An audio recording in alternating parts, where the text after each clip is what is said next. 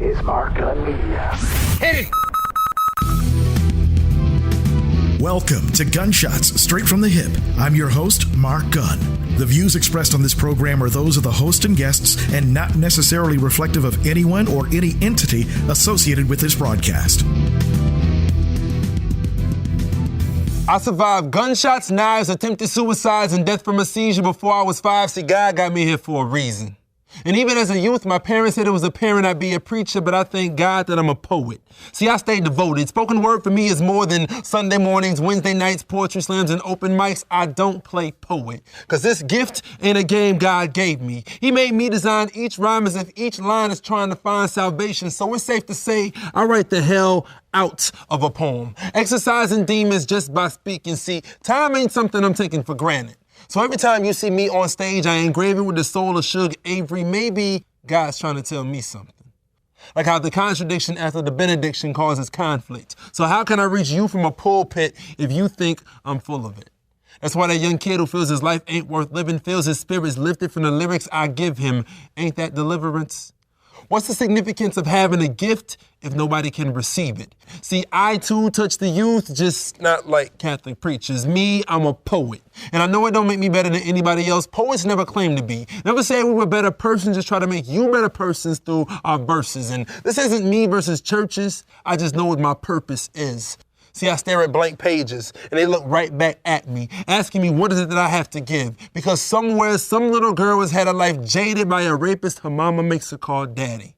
And had she never heard the poem with the line where I say she's somebody's sunshine, she'd have stopped trying. Another murderer-suicide victim prevented by what was written. See, I write to lighten loads on their shoulders, console them and build up pillars of respect so those columns don't bind and they pick up Virginia texts. Forget poetry. I write lifelines. Rewind time until you find points you're saved. Save your points, find you until time rewinds. Guys, this ain't poetry. These are testimonies. And every cat you hear speaking ain't nothing more than a deacon. And we didn't come here for some game or some show, and it stopped being a poem about a minute ago. This ain't a poem. These are God's teachings, reaching my thinking, leaking through my ink pen, on stage speaking in hopes that I reach them. His people. Which people?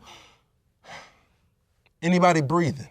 And if your love is as blind as mine, you can see what I'm seeing. So I'm going to keep on speaking till he say when. The doors of my verses are open. Let the church say, amen. Welcome to Gunshots Straight from the Hip. My name is Mark Gunn, and the young man that you just saw is somebody that I've known for a long, long time. And as I described in the preview of the video, this is a family reunion of sorts. So a little backstory. Chris and I, Christopher To Be Told Owens, is our guest in this episode. Met way back in the day, some 20 years ago, if memory serves. And Chris was one of my proteges in radio. And you were a poet doing your thing locally here in Louisville. And on track to become a radio personality. And all of a sudden, things started taking off for you on the poetry front with an award that you were very excited about sharing. And we'll get into that in a little bit, but a little backstory. You left Louisville, relocated to Phoenix, Arizona. And ever since then, for the last 20 years, you have been working as a professional spoken word artist. Yeah. Man, can you believe it's been 20 years? I know, it's crazy. Just you saying that now, I just feel old, but yeah. Like you don't age, but I'm getting old. Oh, yeah, okay. He says with all the gray hair on my face. All right, so just to give folks a backstory, you were born in Saginaw, Michigan.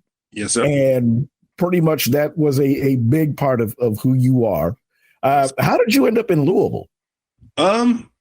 Actually, my best friends. I was in Memphis, Tennessee. I moved to Michigan to take care of my grandfather who had became ill. And shortly after he passed, I had a few of my best friends who I call my brothers who were attending Kentucky State University. And so they were, thoroughbreds in the house represent. Homecoming is next week, I think. But when I was there, Ron Banks was one of the advisors, and Mr. B let me know about an opportunity. He had heard me perform, and he's like, "Son, I got something for you." Mm-hmm. And next thing I know, he said he had known about an opportunity for me to have an internship. The internship happened to be at B96.5. There we go. Where we met. And it went from there. And that to this day is still my, outside of poetry, has been the best job I've ever had. Like just interning. I don't know if I've ever told you this, but like 14-hour work days, not paid, and I could not be happier. It was an incredible experience. Having you take me under your wing to introduce me and show me the ropes and some things. It was incredible, man. And yeah, just the poetry thing just started taking off, and here we are. Man, I'm telling you, because when you were there at B96, and just for those that don't know, I was the program director at that radio station. Mm-hmm. And, you read my bio, my background is in radio for almost 45 years now. So, yeah, you were one of our interns. We worked our asses off, and, yeah, it was a lot of fun. Yes. And in between all the fun, we tried to make sure that you actually learned a few things, and you did. Mm-hmm. And again, the poetry thing was always a part of it. And I remember, I forget what the award was, but I remember you being so excited about it because I think it may have been one of the first ones you'd ever gotten. Yeah, and, it was Spoken Word Artist of the Year. Yeah, that's right. Yeah, and they had just started the category. So for me, it was a big to-do. I had not long prior to that, I had left my full-time job at AT&T to pursue poetry full-time. So it was just a confirmation. It was something that was exciting. It's always great to win an awards, and they don't define you, but anytime you have any level of recognition, it's always huge. So to be in a field like spoken word that isn't generally considered a typical job or a career, even to this day, I still have people ask me, "Oh, you're a poet, so what's your real job?" But and to that point, when you were coming up in it, the field was so crowded because that was I don't want to use the word fad, but that was there were spoken word artists everywhere. There were poetry slams everywhere. Yes. And just over the course of time, you don't hear so much about those anymore. Right. And part of that is because I like telling people I don't play poet. So I was blessed to be in situations like Expressions of You, where James Linton gave me the opportunity to host and get my chops as far as a host and a performer and a writer and a poet. But a lot of people will go to the stage more for the attention than putting in, for the purpose. And for me, I've really found a way to speak, to help others, and to use poetry as a tool to help build the community and to grow and to speak out for things that need to be spoken for. Everyone isn't built like that. Speaking of which, we're going to drop a sample of exactly what you were talking about, because truth be told, and we'll talk about how you got that name, isn't one that minces words. Check this out. Yes, you have the right to remain silent, but it ain't right to remain silent. Especially when neighborhoods remain violent and those who try to fight it and don't stay quiet are labeled snitch. But this ain't the goddamn Sopranos. And you don't win a Tony for any song or dance you try to portray when you say snitches get stitches, because the only ones in stitches are those laughing at us as they ask, how can we be so dumb? Snitch. No matter how you spell it, silence nowadays is taking communities hostage. And this nonsense, this quasi-mafioso garbage has become the concept our kids have grown fond of. So how do I remain silent when violence invades our nights and days, preys in our minds and stays inside of our souls and decays? And nowadays, I question the source of this vibe. Bragging about holding magazines, yet too blind to read the issues. Acting all XXL while leaving the streets with that small, sad song, the one whose soundtrack is a gun clap, serenaded by sirens and distraught mothers crying, ending in the final breath of one young soul dying. Can you hear it? See, I would wish for you to read in between the lines, but niggas don't like reading. So keep on believing it's some big old coincidence that neighborhoods just like yours have more liquor stores than churches. Keep believing it ain't on purpose that 14% of the population now accounts for 52% of the prisoners in our nation. Shh. Just keep quiet. Even though closed mouths don't get fed, which leads to starvation, which leaves you dead, you would instead earn street credibility. But tell me I don't understand. Even though I'm from Saginaw, Michigan, a land where ice cream was sold more than ice cream. Keep telling me how it's so hard out here and you trying to get in where you fit in and how everybody's trying to stop your shine as you redefine your life by what Jeezy and Lil Wayne said it should be. See, a snitch by definition is one who sells another one out in order to avoid time in prison. Yet here you are giving away your communities one block at a time, one Glock at a time, one rock at a time. And don't even start trying to tell me how you can get a brick and then flip it and distribute it for double the profit, minus the re-up, and not see what that same time could do had it not been applied towards a degree in math, chemistry, or business. There is no difference. They all include thought, dedication, and deadlines, but you would instead try to shield your stupidity, telling me you got to hold down your peeps, unaware of the irony in the statement you just made. See, you don't want me to tell you the truth because you already know it. And speaking about something like this brings life to something that a bullet can't kill. Your life ain't worth living if there's nothing to die for. That is what I write for. So maybe if you tried more to change your living, you wouldn't transfix your position into calling other people snitches. Those of us who work hard for a living instead of living off that hard and that work. And it hurts that your worth ain't dirt as you search for places where crack is sold and cracks in souls make those supposed growth ain't an option.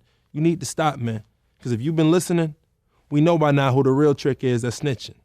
But better yet, let me flip it this way to you.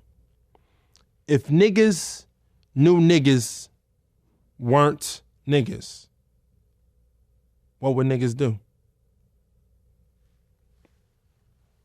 Once again, it's Gunshots Straight from the Hip. I'm Mark Gunn with my special guest, truth be told, Christopher Owens, who basically this is a family reunion. We haven't seen each other in years, but he is celebrating 20 years as a professional poet. And this past Friday, a retrospective of your career just dropped, and it's available on streaming. Well, let's talk about that a little bit. Yeah. So this Friday, I actually dropped Rewind, which is, as you said, I call it a multi-purpose project. It's definitely a look back.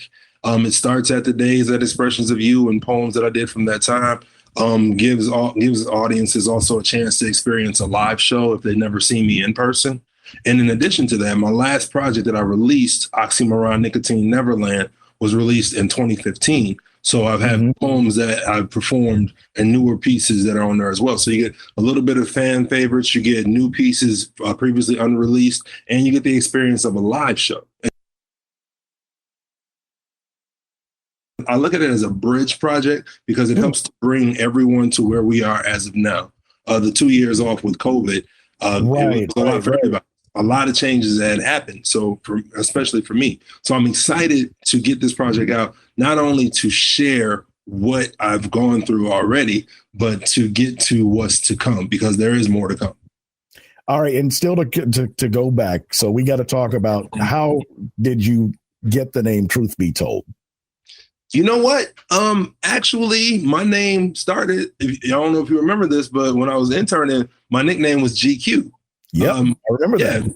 So as I began performing, I hosted under the name GQ. And then there was an elder who was at Expressions. I honestly don't even remember his name, but I always speak of him. And he would just start calling me Truth out of the blue. I never chose my name. He gave it to me. And, one day he told me that, he said, I'll call you Truth because you have a responsibility. And when you get up there, you talk the truth, but you had to make sure you keep speaking that truth. Make sure that truth is being told. And there came Truth Be Told. So from the rest is history, as they say. All right. So as the evolution of Truth Be Told continued, you left Louisville. What was next? Phoenix. There was a lot of opportunity. I was at a point in my life where I had a lot going on, personal relationship struggles and issues, co-parenting issues. And unfortunately, Louisville, the city that I love so much, as you were saying earlier, as you alluded to, the poetry scene faded. So there was nothing really to, as far as maintaining. I had to, by this time, I was already traveling and performing throughout the Midwest. And I was actually seen on Twitter by a group called Urban AZ. And they decided to fly me out to open for Lauryn Hill. And that experience out there allowed me to see just so much. And there was a building and a thriving environment. It was a city that was putting money into the arts. And I really felt at home. And I didn't want to leave Louisville, but I knew that this was my purpose and what I had to move for. And everyone, I had a lot of people that called me crazy at the time, foolish even. And it was just something that needed to be done. And the progression moving forward has been incredible ever since. And I'm grateful for it. And, and this is about, having stepped out on faith. And during your time there in Phoenix, you were able to get involved in quite a few, have your fingers in quite a few pies as it relates to not only what was happening politically, but there were also some social movements that you got involved in. And there was a campaign that you started with the Phoenix women's basketball team, the NBA team, right? Yeah. So I've always been a big fan of women's basketball. My father was a basketball coach growing up. He coached myself and my sister. So every time I've watched basketball my entire life, it's just been basketball. It's not men's basketball or women's basketball. And so when I came to Phoenix, it was the first city I'd ever lived in that had a professional women's team. Used to go to the games all the time. And the Phoenix Mercury X Factor, which is what they call their fan base, that X Factor is truly an X Factor. They have more people attending their games than a lot of NBA games, to be honest. The fans are really passionate, and it's a high level of basketball. Like, if you've ever had the pleasure of watching a game or attending a game, it's not just going, oh, they're women, so we should support. No, they're good. They've earned this. This isn't a handout. We need to support them. I learned to use my voice for other platforms. So when I saw that this was a thing, I talked to the team and we worked out a deal where, with my company, Culture PHX, we were able to purchase out the upper level of the entire arena. And so we were able to take, the first time we did it, we were able to take 54 girls youth groups and their families to the games, as long as, in addition to another 2,700 people from the community. This time to honor Brittany Griner and to bring attention to her wrongful detention, which is now, I believe, 229 days. Yes. We wanted to take 42 youth groups, churches, group homes, and just still continue the same thing, continue to support the team, continue to get the word out, continue to let the team know that we were supporting them, because in spite of not having Brittany Griner, who's one of the best players of all time in the WNBA, they were riddled with injuries this season and still made the playoffs. So it was I wanted to have an event as a celebration of the team, in addition to making sure that people are aware of what's going on. And I knew the spectacle of buying out half an arena will grab attention. And the focus was to use that attention and put it where it needed to be, on Brittany Griner. And speaking of women's issues, one of the things that you also was able to do, and I was very proud of this campaign, Procter & Gamble and Dove launched a campaign a few years ago as a means of putting the spotlight on women, body image, and beauty issues. And you actually were recruited to do a poem for that campaign. How did that come about? It's still kind of wild to think about it. I was just recording and, performing particular poems at the time. And someone from Dove caught wind of what I did. And they were like, this is perfect for our program. We want to use this. And I was like, sure, why not? We need to get the word out. And I was blessed because I was able to learn a lot from them. At the time that we did the campaign, which was 2015, 1 in 20 women would use the word beautiful to describe themselves. The other 19 would use anything else, but the word, just calling themselves, saying I am beautiful, was something that was rare. So I wanted to not only use a poem that highlighted women's beauty inside and out, but also have women on the poem saying I am beautiful in multiple languages, showing how proud they are of themselves, and just make it a normal thing, just to just to embrace your dopeness. So it was really a great experience. I look forward to doing something like that again, but it was an honor. It truly was. She confused me. Had me looking like, you would look if St. Peter said your name wasn't on the list after you perished. I kept staring. She said nobody ever called me that before. And it's confusing to me explaining to a tree that she's a tree until I understood that all seeds need water and see fathers need to tell this to their daughters more often. All I said was, baby, you're beautiful. Ladies, you don't do usual. You do amazing. No need changing God's aim, baby. You're a bullseye. And that bull guys tell you needs to be ignored. You are far more than magazine portrayals and hip-hop fallacies. You've never been a 5-star chick. Baby girl, you're a galaxy. And asking me what your worth is worthless. So you're that Proverbs 31 type chick. Read the fine print. It says your purpose is on purpose, but too often a disservice you've been served. Self-esteem assassinated, placed in coffins as we dance alongside it in a New Orleans style rhythm. See, I like you. I am beautiful. Early morning natural. Go ahead and rock your bonnet and pajama bottoms, baby. Makeup don't make you. Contrary to what Maybelline may believe, Victoria's biggest secret was making you think you needed her in the first place. Magazines don't get the picture. So stop looking at theirs to find your description. Because what this whole world may consider usual, in my eyes, will always be considered beautiful. I am beautiful. I am beautiful.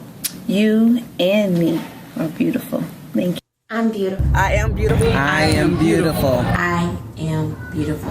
I am beautiful. I am beautiful.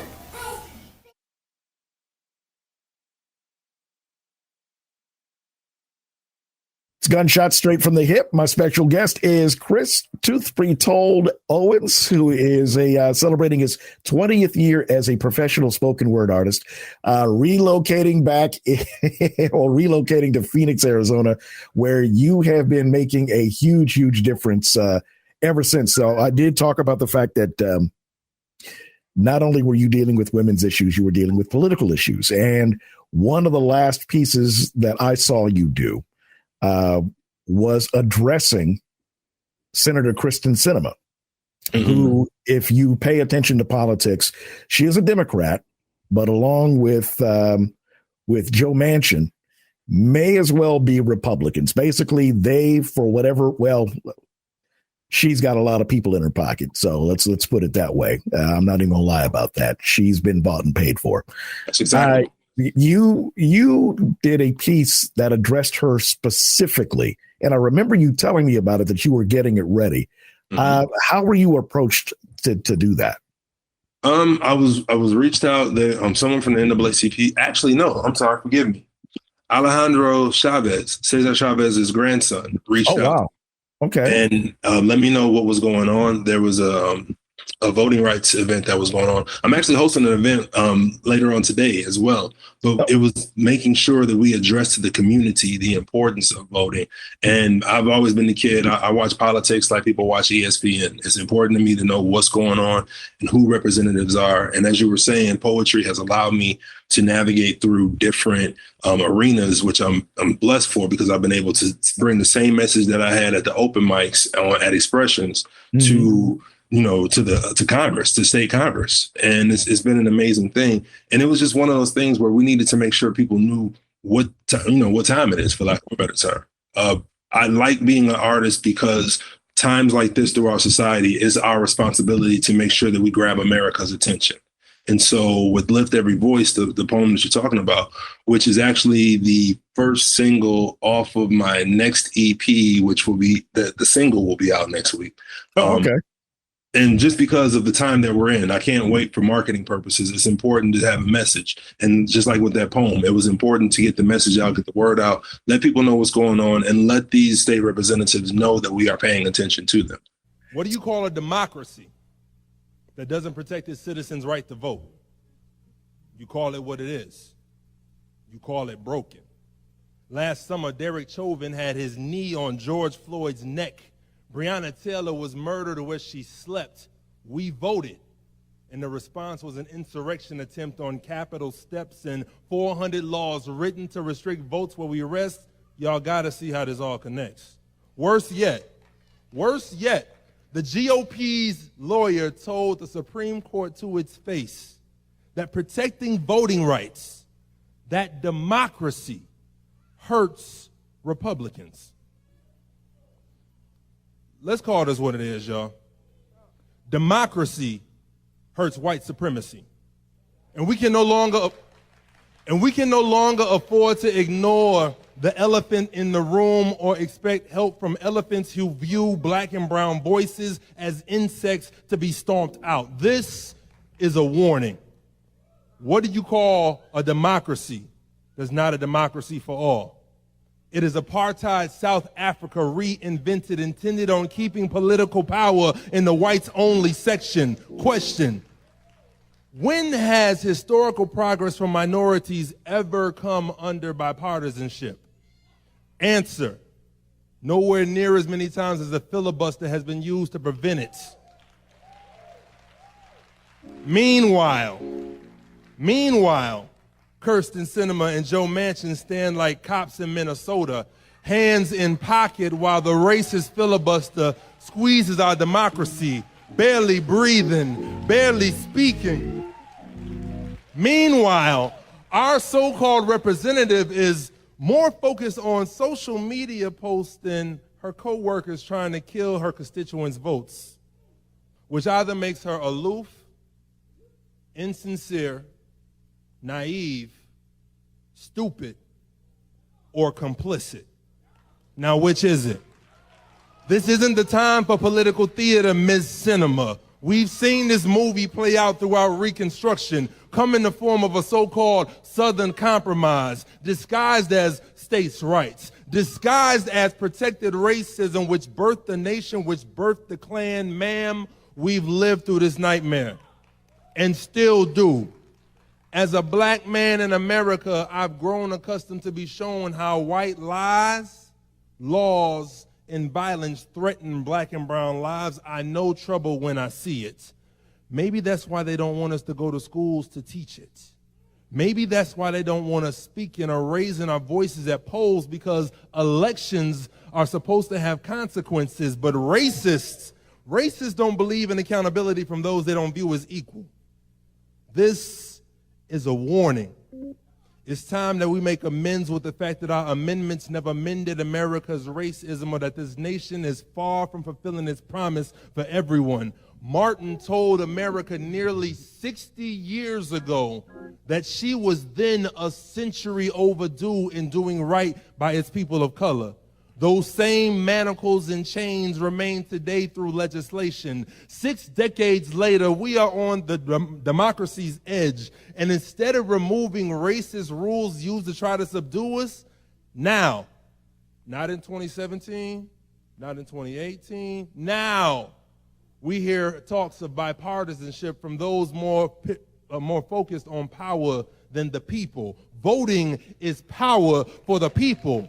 But many people want black and brown voices reduced to the size of a peephole. I didn't think America negotiated with terrorists. Foreign, domestic, or elected. Y'all, they tried to steal a damn election. Now they want cooperation and attention and acceptance. We say hell no. The only effective method is if voting rights are protected. This should be the last summer any eligible American has a harder time trying to vote than own a gun. The last summer we have representatives that don't represent the people. The last summer I have to worry about my unborn grandchildren fighting the same fights my deceased great-grandparents had to fight. Why do we have fewer voting rights in 2021 than we do in 1965? If you can't read in between the lines, just listen to what our ancestors have been saying since the day you stole us. You owe us. Don't forget who was the first to die for this country. You owe us. Pop quiz. What's minimum wage for a slave times 24 hours a day times 365.25 times 244 years? Answer, you owe us. Remind me whose original land I'm standing on while I'm performing this poem. America, you owe us. Because a nation should never write a constitution its people can't cash. I ask you again, what do you call a democracy that doesn't protect its citizens' right to vote? You call it what it is. You call it broken. And then you fix it. So get to work. Did you get any sort of reaction from her handlers or anybody representing Kristen Sinema's office? Man, please. Kirsten Sinema. Come on now. This is Kirsten Sinema we were talking about. Like, if I were a pharma agency that wanted to pay her money, or a Republican group that wanted her to come out and just, pay her money to keep her quiet, that's one thing. She has never met with any constituents since she's been elected. So wow. I was never expecting to hear anything from her because she's a coward. So I expect her to be who she is. You have a special technique that you've employed ever since you started that kind of alludes to the title of the anthology. I'll tell you what, we're going to pay some bills, and I want to get into that because this is something that audiences love, and it's very engaging. We've got more with Truth Be Told right after this. If you're an advertiser, one of the most important things about getting your message out is actually standing out from the rest of the crowd. If you're listening to this program right now, this is where you'd hear your commercial. As an exclusive sponsor of Gunshots Straight from the Hip, your commercial is professionally produced and gets a longer shelf life based on your needs. Gunshots Straight from the Hip is a unique and compelling program unlike anything else in the marketplace. Episodes are available for download on iTunes, TuneIn, and MarkDunmedia.com. And depending on how you tailor your message, the potential for new and repeat customers is that much greater. Best of all, it's extremely cost-effective. If you'd like more information on how you can be a sponsor of this broadcast, call Mark Gunn Media, Inc. at 502-407-0283. That's 502-407-0283. Or log on to markgunmedia.com.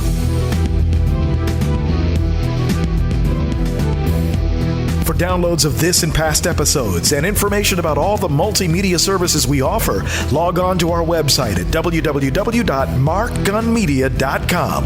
That's markgunmedia.com.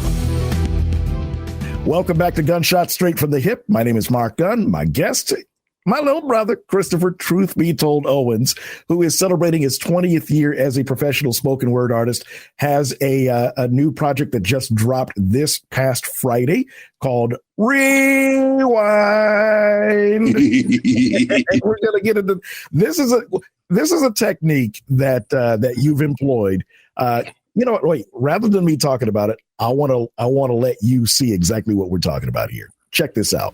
I also do this thing when I perform where I allow the audience to yell rewind while I perform. So if I happen to say a line that just hits you a particular way, you can yell rewind. I will say the line again on demand. You will not mess me up. This is my job. Okay? In America's mind, I'm still nothing more than the third pick in their slavery draft with ideals of bending our backs, transforming cotton into cash, and receiving lashes for speaking back. Boy, know your place. In America's mind, I'm nothing more than the third pick in the slavery draft with ideals of bending our backs, transforming cotton into cash, and receiving lashes for speaking back. Boy, know your place. Okay, so with this technique, and you saw just how engaged people are in doing it. The first time I saw you do it, I died laughing because I'm like, okay, this is so effective. This is so dope, and people are so into it. How did that come to be? That is a technique that it's kind of like Michael Jackson in the moonwalk. MJ didn't do it, but he's known for it. Right. And when I started performing, particularly outside of the state, my home state of Michigan, a lot of the artists, it was just the thing to do. It was a way to not only make sure that you knew your poems inside and out. It was like a next level method of memorizing, because you're not just memorizing the poem, you're actually talking to an audience, you're engaging. For example, if we're talking right now, I say something that you can't hear, you say, excuse me, can you say it again? I can repeat myself. I can repeat myself because I know what I'm saying. I'm not just moving through the piece. Again, I don't play poet. So if you want to have if you want to have a piece of art and you want to have a conversation with people, you open up an opportunity for them to be a part of it as well. And then it also in turn makes them pay more attention to it. It helps if you're good at what you're doing too. But Exactly. And you know what? Just kind of a shameless self-promotional type of deal. out of all of my kids, and I call my proteges my kids because there's so many of them. Wait, that didn't sound right. But anyway. No. For protege kids, yes. This isn't Herschel Walker. You're fine. Exactly. Every one of them are excelling at what it is that they do. We've got a lot of them that are still in the business. They're programming different radio stations across the country, or they're in media related fields. And, Chris, like I said, has always been one of my best and brightest students because he's taken what he's learned in the media world and has applied that discipline to what you do as a spoken word artist. We were never meant to bend voluntarily, only forcibly onto ships or to someone else's will. In America's mind, I'm still nothing more than the third pick in their slavery draft with ideals of bending our backs, transforming cotton into cash, and receiving lashes for speaking back. Boy, know your place. In America's mind, I'm nothing more than the third pick in the slavery draft with ideals of bending our backs, transforming cotton into cash, and receiving lashes for speaking back. Boy, know your place. Learn what race is. Understand your race should only come first in races. You had no plan for me after slavery. Made me criminal just for breathing. Created game. Deconstructed Reconstruction era to give white folk broke like us something to lose. Choose between skin privilege or persecution. Keep game moving along. Rewrite rules, force us to be the only ones to adhere to them. Make us eat Jim's Crow until it becomes our best friend. Make us sit in back of bus, call us outcasts, cast out over 3,000 pieces of bent and broken strange fruit throughout your stolen country. Your stolen country. I only got 5 minutes, I gotta be careful. Come see who the big boys really are. Give boys guns and badges to badger us. Keep cops closer to young black boys than their own father. Make message clear to them that patrol lights on the wrong night might mean the end of them. Feed fear into them. Infect them with viral killings on Facebook live feeds like IVs. Keep game moving along. Call society post-racial to race away from our reality. Let your schools waste away so that kids in math class can't understand, pay attention, how 53% of white women subtracted 8 years of progress by thinking 45 was this country's solution. Let him do worse than worst stereotypes of Obama. Turn White House into Jerry Springer. Let his baby mama call out new foreign chick in front of American audience like a reality show. Let reality show you that fake stereotypes about blacks don't match real life with this dude, but don't call him out because he looks like you.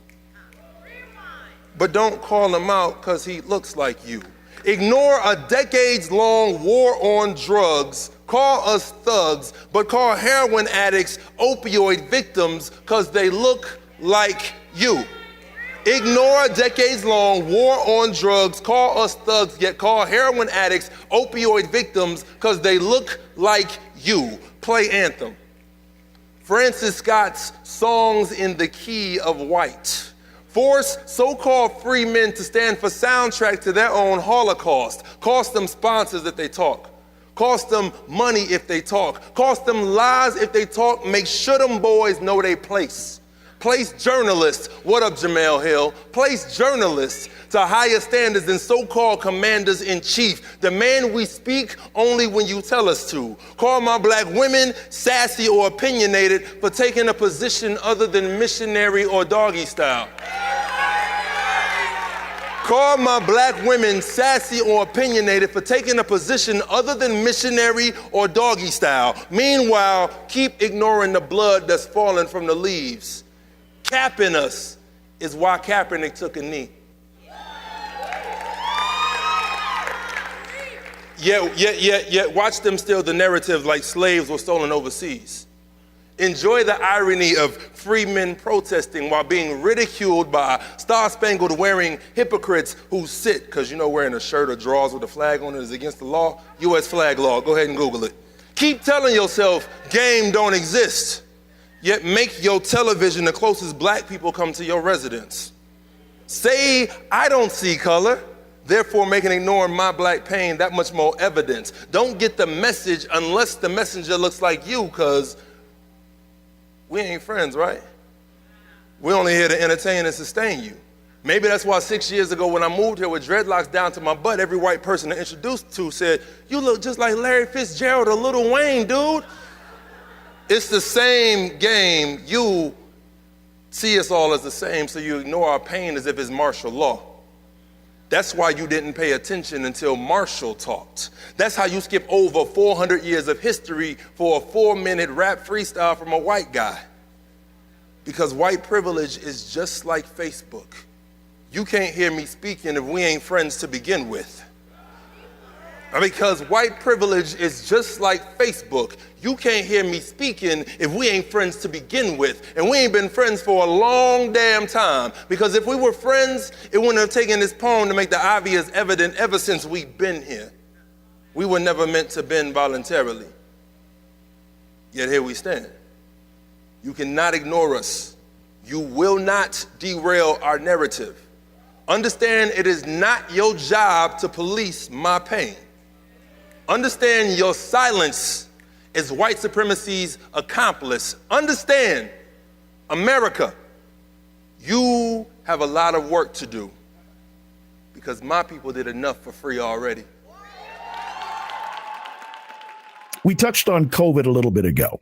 Mm-hmm. And again, we did talk about the fact that this is not the run-of-the-mill occupation. Right. So I know, like you and so many other performers, whether they be music or whatever, COVID basically, as they say in England, it took the mick out of a lot of things. Yes. How was the COVID experience for you? COVID was COVID was the most transformational thing I've gone through outside of losing my grandfather.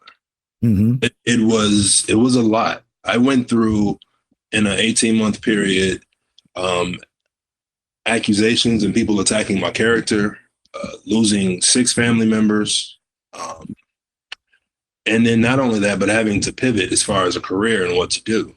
Right. And it was actually a good thing because for the first time in a long time, I had a moment just to take a breath, just be at home and just sit and be at peace. And I had a chance to honestly take a look back at, and reflect on things that I've been doing, what I needed to fix and things that have been going well. And to that point, poetry has allowed me again to be in multiple arenas. One of those arenas, and I'm certain that this will make you happy to hear that, has been radio. Yes. So, in addition to just growing, not only working politically, having those other spaces to work in gave me the opportunity to be in other spots. So I'm still working and doing political pieces, working on engagement with voting rights. Working with the Democratic Party has been a huge thing to help. I've also been a board member of Desert Soul Media, which is a Black-owned nonprofit out here. We specialize in trauma-induced information and making sure that we teach other youth, young and old, as far as how to use media outlets and how to use radio, how to run their own shows. And actually, I do have a show on there called Culture Spot. Runs on Mondays, 10 a.m. on the show. We actually brought back the first Black-owned FM radio station in Arizona this century. Nice. So it had that going. I have that going on, and in addition to that, for the last 4 or 5 years, I've been working on a project called Culture Hub. I've wanted a brick and mortar building where we could have opportunities to help others. And so during this time with COVID, I had a lot of time to work on other things, like the construction game has really picked up, especially in Arizona. It's a city in Phoenix, a city that's growing very, very fast, to the point where we've actually become one of the top 5 cities in the country since I've lived here. And so you see things popping up all over the place. And so I have a building in this historically Black area known as East Lake Park. And coming in 2023, we're also going to have a co-working space. I have an open mic that I'll host there, but we'll have other events that are going on, community targeted and community focused events, and use that space the same way that I've been using my art to help others and just magnify the impact that we can have. And you're seeing a lot of these types of spaces open up, communicative work environments where people can come in, hone their craft, conduct their business, and they're not tied to a contract, or they're not tied to a lease or everything, and you're providing that type of atmosphere in order for them to be able to do the work that they do. Right. And in addition to that, to pivot a little bit in between all of this, you settled down, my man. Yes. And that's, if anything, that's probably one of the best. That's been one of the best things that's happened to me. Mm-hmm. I've always wanted to be settled, but to be settled and have peace is a whole different story. And so, I became a father. That's been my focus. Gabriel has been my focus and my target. He's actually helped with that adjustment that I was talking about. As you know, just to get personal for a minute, being out here has kept me away. Well, that and other attributes to it have severed something that I didn't realize was that important as far as a daily activity. And a lot of times, as you know, single fathers, that's not something we get to talk about. We're just the villain. No matter what happens, you just need to do this. Right. And it had been a fight, and I had been fighting, but still with that, and then dealing with all the death and losing both of my grandmothers and all the family members, depression is a real thing. But he helped snap me out of it. And it not only has that helped me in other aspects, it's helped me personally. It's helped me as a father. It's been so incredible, and I'm grateful for him. And I'm grateful for my relationship. I'm grateful for my peace. And one of the things that we started here, and it speaks to the mental health aspect. We have something that we've called the WLOU Check-In Challenge, and it's a real simple thing, and I hope that people watching this will take this with you. What we encourage people to do is just send a text message to somebody they're thinking about. It doesn't matter if you talked to them 5 years ago or 5 minutes ago. It's one question, 2 words. You good? That's all there is to it. What it does, and I've done more research about this, is one, they feel good because somebody is thinking about them. And then the person sending the text message or doing the checking, there's also a benefit there called the helper's high. It is a release of endorphins that a person gets whenever, they feel good about doing something for somebody else. So that's a small component. And there are a lot of resources that are available to deal with trauma, because that's what a lot of depression is caused from. It is caused from trauma, whether it be childhood or recent, or, being exposed to any sort of media. It could be caused by anything. But the thing is, we have to do a better job of looking out for each other and checking on each other. And we can't always rely on our family members that are, those that are around us. They can inspire us to greatness, but they should not be responsible for our well-being, to the point to where you're going to look to them for your total holistic mental health. Right. So yeah, I get it with Gabriel. I know when my son William was that young. Oh yeah, he was definitely my piece. And now that he's made me a grandfather, with my grandson Prince, it's the same thing all over again. And I see him deriving the same benefits. So I can definitely relate on a couple of different generations. So with Culture Hub, this is launching in 2023. Yes, sir. And how can people get more information about it? Because I know you're basically in the Phoenix area, but I can see this becoming something bigger and spreading out all over the country. That's exactly the plan. I'm not bashful or shy in saying it. I want to bring a Culture Hub back to Louisville. So just letting you know now. You can visit culturehubphx.com, and you can sign up now. We have legacy memberships that people are able to sign up for less than half price of what it typically would be to use the space. I'm excited for what this can be, because having those centers where you can mix creatives and entrepreneurs and just have those resources. And that's the main thing for many people. They just need the resources. They have the talent. They have the ability. They have the work ethic. They just need the help. And a lot of people are afraid to even ask for help. But if you have a space that you're comfortable in coming into, and having those spaces where you don't have to hide who you are, right, to to move forward and to grow in your craft or your business, and to understand that everybody is in competition. To your point earlier, this time that we're in and dealing with COVID has made a lot of people realize how important it is to be more gentle. And I understand that, there's people out there that are garbage individuals and, whatever, racist going racist. But for people who want to actually grow and build, people are out there. And if you create those spaces where people can comfortably be there, it changes everything. So Culture Hub's concept is to do that, to grow, to help other artists. I want to do the same thing for other artists that James Linton did for me. I want to do the same thing that for other artists that you did for me. Everyone who I've had who has either gave me an opportunity or who mentored me, that their love and their respect is being embodied in Culture Hub to help the community. And then, like I said, once this is successful and off the ground, 2024, looking to build more. Beautiful, beautiful. Now let's talk performing again. Now that things are opening back up, right. And you're starting to hit spots there in Phoenix again. Any chances of getting out on some sort of a national tour? Oh, it's definitely coming. That will definitely be 2023, even with everything else that's going on. I'm working currently on a set of EPs that I plan to release in the future. The series is entitled, they'll call it CRT. But you have basically different topic-based events. The first one was actually recorded on August 28th, and the EP is called 828. As you know, that August 28th is a very significant date, particularly to Black men. It's the date that MLK's I Have a Dream speech was delivered. It's the day that Emmett, and it's the day that we lost Chadwick. Right. And so to be able to speak on those while, and that's basically the subject matter of that set.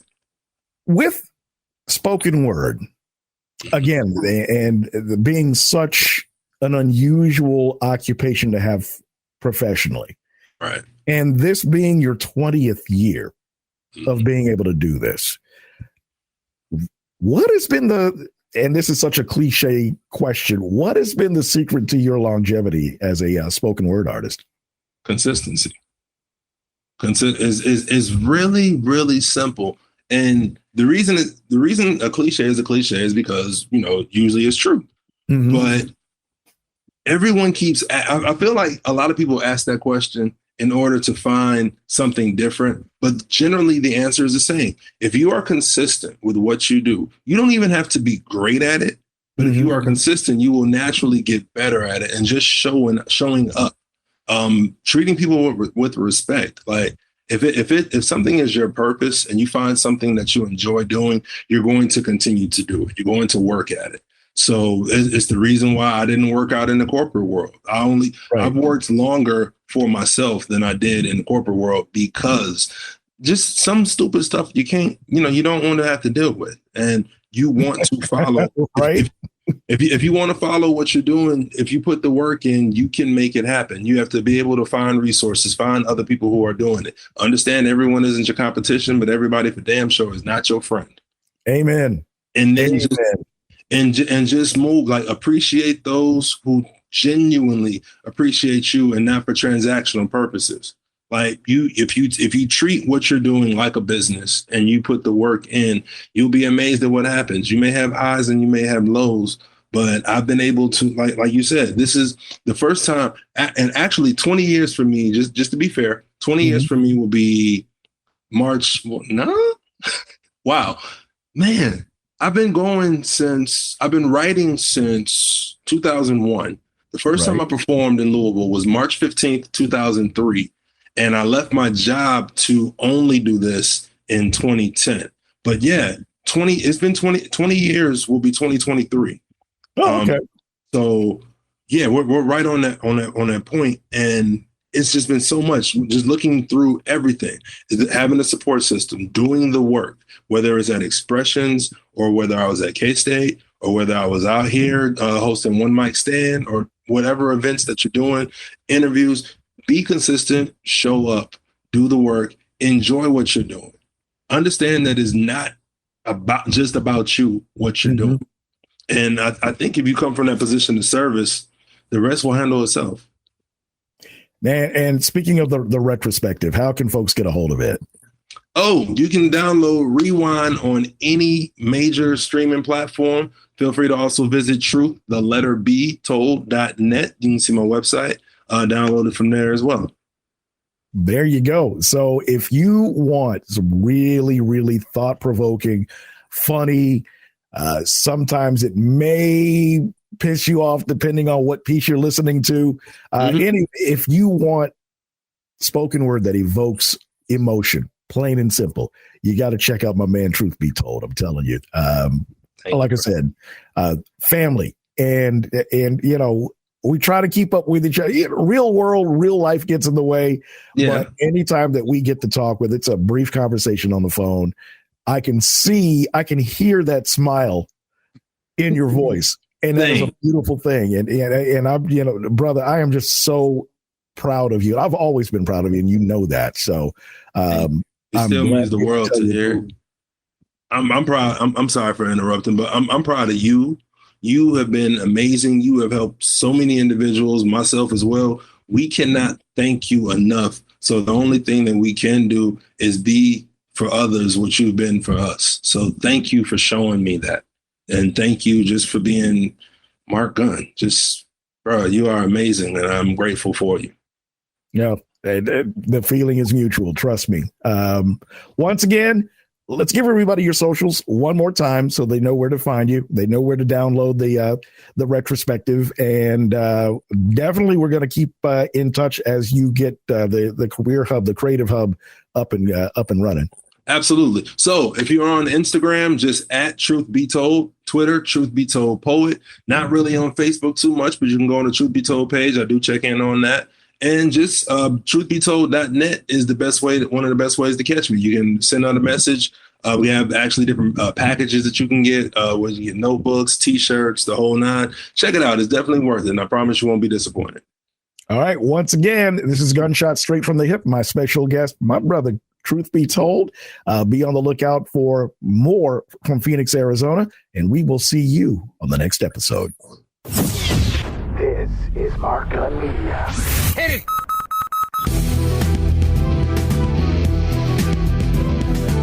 One of the biggest accomplishments we've had over the past year is the continued growth of our podcast, Gunshots Straight from the Hip. If you haven't heard it, you can check it out now on our website at markgunmedia.com or on iTunes, iHeartRadio, Spotify, Google Podcasts, or the TuneIn Radio app. You can also subscribe to our YouTube channel. Past episodes are available for download right now.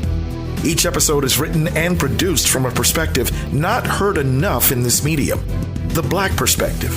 However, Gunshot Straight from the Hip is not limited to a Black audience. Anyone can get something out of it. We tackle social and political issues, sometimes some slice of life stuff, in a way that's very compelling and unlike any other podcast on the market right now. With my experience as an award-winning audio producer and a reputation for being rather outspoken, Gunshots Straight from the Hip is something you won't want to miss. Over the next year, we want to add more subscribers with a goal of 1,000 new subscribers every month.